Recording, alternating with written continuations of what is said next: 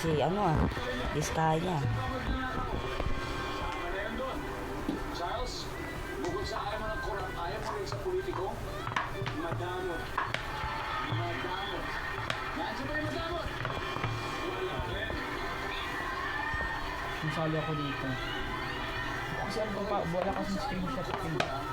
Pamigay iPhone ni Ate Clarice Castillo. Ito. Kasali ka dyan? Ayun yun. May mga screenshot niya. Hindi lang ako nakikita. Ayoko na politikong bobo. Kasi nakapalo ako sa kanya sa video. Pagtama, sunod yung ito pala. Tingin.